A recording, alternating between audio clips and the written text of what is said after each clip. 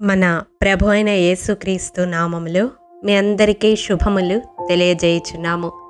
నిర్గమకాండము 20వ అధ్యాయము 13వ వచనము. నరహత్య చేయకూడదు. ప్రియ దైవజనమా, ఇది దేవుడు ఇచ్చిన ఆజ్ఞలలో ఒకటి. క్రొత్త నిబంధనలో యేసయ్య ఇదే ఆజ్ఞ గురించి ఇంకా లోతుగా మత్తయి సువార్త 5వ అధ్యాయం 21 నుండి 22 వచనాలలో తెలియజేసి ఉన్నాడు. నిర్నిమిత్తముగా తన సహోదరుని మీద కోపపడు ప్రతివాడు విమర్శకు లోనవుతాడని, తన సహోదరుని చూచి వ్యర్థుడా అని చెప్పువాడు మహాసభకు లోనవుతాడని, ద్రోహి అని చెప్పువాడు నరకాగ్నికి లోనవుతాడని యేసయ్య హెచ్చరించాడు. ప్రియ దైవజనమా, విశ్వాసులుగా ఈనాడు అనేక మంది నరహత్య అనే పాపము తాము చేయడం లేదు అనే భ్రమలో ఉంటూ ఉంటారు. కానీ వారి మాటలతో ఎదుటి వారిని మానసికంగా హత్య చేస్తూ ఉంటారు. క్రీస్తును అనుసరిస్తూ ఉన్నాము, దేవుని ప్రేమ కలిగి ఉన్నాము, భక్తులుగా చలామణి అవుతున్నాము అనుకుంటారు. కానీ వారి నోటి మాటలు ఎంత కఠినంగా ఉంటాయి అంటే అవి ఎదుటి వారిని బ్రతికి ఉండగానే సజీవ సమాధి చేసే విధంగా ఉంటాయి. అవును ప్రియ దైవజనమా, పరిశుద్ధ గ్రంథములో అటువంటి మాటలు మాట్లాడేవారు ఉంటారు అని కూడా వాక్యము తెలియజేస్తూ ఉంది. సామెతల గ్రంథం 12వ అధ్యాయం 18వ వచనం ప్రకారం కత్తిపోటు వంటి మాటలు పలికేవారు ఉంటారు. వారి మాట కత్తితో పొడిచినట్లే ఉంటుంది. అలాగే 64వ కీర్తన 4వ వచనం ప్రకారం చేదు మాటలను బాణములుగా సంధించేవారు ఉంటారు. వారి మాటలే బాణాల్లాగా ఇతరుల హృదయాలను గుచ్చుకొని గాయపరుస్తూ ఉంటాయి. ఇంకా చూసినట్లయితే 140వ కీర్తన 3వ వచనం ప్రకారం విషపు మాటలు మాట్లాడేవారు ఉంటారు. పాము నాలుక వలె వారు తమ నాలుకలు వాడి చేసుకొని మాటలు వదిలేవారుగా ఉంటారు. వారి పెదవుల క్రింద సర్ప విషమున్నది అని వ్రాయబడి ఉంటుంది. అంటే వారి మాటలు విషముతో సమానము అని. ఇట్టి మాటలు పలుకుతూ ఎదుటి వారిని హత్య చేస్తూ ఉంటారు మానసికంగా.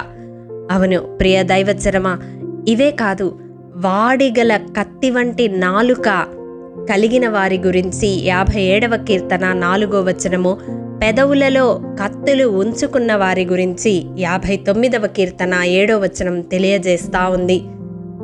ఈ వాక్యము వింటున్న ప్రియ సహోదరుడా, సహోదరి, ఒక మంచి విశ్వాసి అని నీ గురించి నీవు చెప్పుకుంటూ లేదా ఇతరులు నిన్ను గూర్చి సాక్ష్యమిస్తూ ఉండి ఉంటారు.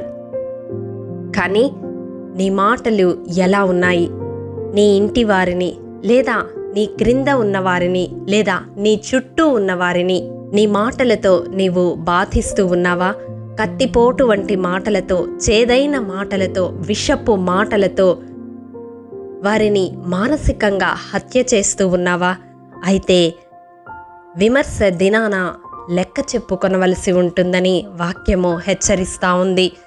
అట్టి మాటలు నరకాగ్నికి మనలను తీసుకొని వెళ్తాయని జ్ఞాపకముంచుకొనాలి.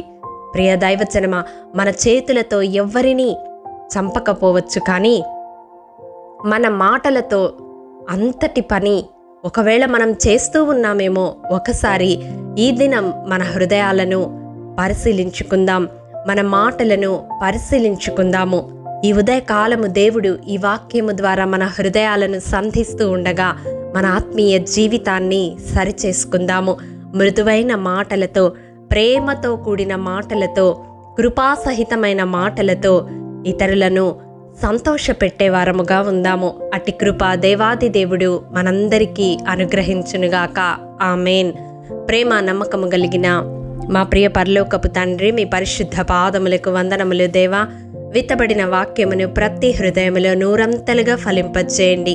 మా మాటల్లో కత్తిపోటు వంటి మాటలు, చేదైన మాటలు, విషపు మాటలు లేకుండా నీ ప్రేమతో కూడిన మాటలు మాట్లాడేవారముగా మేముండునట్లు మా పెదవులను, మా నోటిని మీరు ముట్టి ప్రభువా మీ ఆత్మ సహాయముని మాకు దయచేయమని యేసు అతి పరిశుద్ధ నామం పేరట అడిగి పొందుకొని ఉన్నాము తండ్రి, ఆమేన్.